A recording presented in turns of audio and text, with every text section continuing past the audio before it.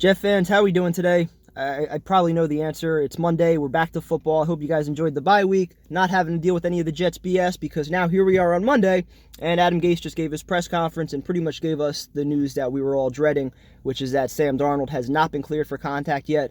Whether that's because his spleen hasn't, shrunk yet or whatever it may be, he has not been cleared for contact. He has been cleared for non-contact drills, but they did say if the game was on Thursday, he would not play. So reading between the lines, I would be absolutely shocked if Darnold did play this Sunday, especially with that Eagles defense, with the way that they were hitting Aaron Rodgers around and going after people on Thursday night. That's an aggressive defense out there. They can get after the quarterback. Our offensive line has not shown anything yet, like they can protect Darnold. So to risk losing him for the entire season, trying to rush him back and save an 0-3 season, I do think that would be foolish. But naturally, the fan in you, it just hurts because there was a lot of hope, at least before the bye week, the way that Darnold was talking, the way that Gase was talking, that it seemed like they were going to try and push him to be back for this game. And you figured, hey, you got 2 weeks to prepare. You get Sam back. You get Mosley back. You have a chance to steal one in Philly, and maybe you save the season with back-to-back home games coming up with the Cowboys and the Patriots. Even though both those games weren't going to be exactly winnable, you figure if you steal one and you steal this game, if you're 2-4 after 6, there's really no games in the final 10 that are unwinnable. And the AFC right now, at least the wild cards, are completely wide open. So it's just unfortunate. It completely sucks. And you look around the league right now and just, going ahead to Sunday really quick, whether it's Falk out there, whether it's, Darnold or somebody else they pick up, I don't care who it is. You look around the league right now, Kyle Allen, Gardner Minshew, Chase Daniel, the list goes on of backup quarterbacks that at the very least look competent, where their offensive coordinators are making it easy for them, quick reads, get the ball out of their hand. Defenses are stepping up to keep him in the game. And I'm like, where is this Jets coaching staff to do this? Where was the game plan on Sunday against the Patriots? Last Sunday against the Patriots. And I'm talking about both sides of the ball. Defensively, we didn't have a clue. Defenders 10 yards off the line of scrimmage when we know the Patriots are going short routes all day. The offensive game plan you could pick apart for days. Just the lack of creativity, the lack of innovativeness, the predictability of it all. There's a reason why, even when there's not 8 guys in the box, even if there's only 6 or 7 in the box, there's a reason why these plays behind the line of scrimmage and these short screens aren't working, because you haven't stretched the defense at all. You haven't given them anything to think about. And when you look at this entire roster, all right, here's what's really pissing me off, because to me, I don't think this is a talent issue. So many people say the Jets roster is, bottom 5. They suck. The talent sucks. I still don't believe that. Depth-wise, yeah, we got a lot of issues depth-wise. And yeah, when we have as many injuries at once as we've had, it's going to look really bad. But I still can't say that the starting talent on this team is bottom half in the league. I don't think that. I really don't. And it's unfortunate because Adam Gase is getting every excuse in the book. And like I said earlier, there's so many teams out there with quarterback injuries and other injuries that aren't getting the ability to use those excuses, and Adam Gase is. And there's one of 2 extremes going on right now with Adam Gase. Either you're on the side where it's like, hey, you got to give this guy a chance no matter what, which I think is completely ridiculous. All right, he's done nothing as a head coach to warrant that trust. To me, he has to go out there and earn it. Doesn't matter who's out there on the field. Put together a solid game plan. Show that you're a competent head coach. Earn that trust. All right, or you're on the other side that wants to fire him right now after 3 games, which I also think I think that's completely ridiculous too. So, bottom line, I look at the talent on this team and I say there's too much talent for this team to be playing as bad as it's been. I don't think the offensive line talent is as bad as most people make it out to be. You look at these guys throughout their entire career. When have they been this bad? Any one of them. Brandon Shell, like I said, he's had moments where at least he's been competent. The same thing for Beachum and Winters. And then you added 2 guys that at least have been to the Pro Bowl with Khalil and Osemele. And so, yeah, I could understand if maybe one of them took a step backwards. Khalil, he's been getting bull rushed a little bit. Even, Shell, a bunch of times he's getting beat around the corner. All right, fine. Maybe 1 or 2 guys, they take a step backwards. But for all 5 at once, I don't know. To me, that suggests it's more of a coaching issue. It's more of a scheme issue, a game plan issue, where, defenses just kind of know what's coming. They're pinning their ears back, and the Jets just don't have a clue. And yes, I know some of that falls on the quarterback, but a lot of it also falls on the offensive coordinator / head coach, Adam Gase, because, I'll say it for a third time, there's too many backup quarterbacks in this league right now that are at least making it look somewhat easy. or their offensive coordinators are making it look easy for them, getting the ball out of their hands quick, good play designs that are getting guys open, not putting too much on their plate, but allowing them to be in a position to succeed. And I don't see Adam Gase doing that for Luke Falk. And it sucks because, we were hopeful that Darnold would be back this Sunday. And if you're going into Philly with Luke Falk as your quarterback, and, if you don't have CJ Mosley either, and man, it's going to get bad. It's probably going to be another, game like we've seen the last 2 weeks where the offense struggles to put up more than, one touchdown. And the defense will probably hang in there for a little bit before, they ultimately, I think, go backwards, or they get frustrated, or, teams hanging around 10-6, defense is making some stops, but the offense isn't doing anything, and eventually they break. That's the way it usually works. And, then you're going to have to deal with more of the social media stuff after the game. I think you're entering that territory now where it's going to be pointing fingers, where, the defense, if they play well, they can hang their hat and say, listen, we've done our job 3 or 4 games. Yeah, we didn't play well against the Patriots, but, 23 points against the Browns. We held you guys in that game. We at least gave you guys a chance in that game. The Bill game, we had 4 turnovers. We had a pick 6.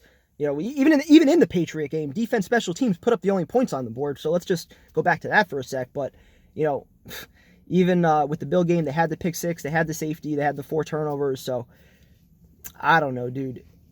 I think you're getting closer to that territory where there's going to be some finger pointing. And, Adam Gase, he's been a guy, again, we knew what he had in Miami, where he lost a lot of players. Guys weren't happy with him. And it sucks that we're so early in the season and we're already talking about that.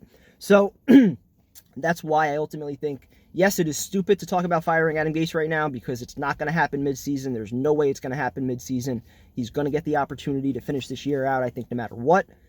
But it would be foolish, for me at least, it would be foolish, no matter what, to say Adam Gase should be back next year. You got 13 games, whether it's, 13 with Darnold, 12 with Darnold, 10 with Darnold, I don't care how many. You've got X number of games. Go out there, put together solid weeks of practice, solid game plans, make solid play calls, and show that you are the innovative genius on the offensive side of the ball that deserves to stay here. Show us that. Earn that trust, and you'll be back. Otherwise, I don't think there's anything wrong with having the conversation about firing Adam Gase if we're in late November or early December and this team has 3 or 4 wins, the locker room is in shambles, and Sam Darnold isn't making progress. To me, those 3 X factors, if all 3 of those things are happening, on top of the fact that you have all these position groups, like I said, with the offensive line, I don't think any of these guys on the O-line are as bad as they've been this year. I don't think Robbie Anderson has ever been as bad as he's been so far this year. I don't think Leonard Williams has been as bad as he's been so far this year. So when you have so many guys that at the very least, they have some talent and they have produced under, what we considered was bad coaching under Bowles and, Bates and Chan Gailey and John Morton and all those guys, well, we expected these guys to take a step up this year. And for so many of them to be taking a step backwards, to me, that falls on the coaching staff. So if you have all these guys that are going backwards, if your star quarterback that Gase was put in charge of molding and developing into a franchise quarterback, if he's not going in the right direction and the team is not producing results and not winning games, it is a completely fair discussion to have about firing Gase. And not just that, having a general manager hire the goddamn coach for once, do it the right way with a football mind, being in charge of the head coaching search and the hiring process. Because we all know, I don't know how many times people were bringing it up, about Mike McCagnon hiring Adam Gase. He was involved with the search, but let's be honest. We all know Chris Johnson got the phone call from Peyton Manning saying, dude, you got to hire this guy. And once he got that phone call, that was it. Right? That was it.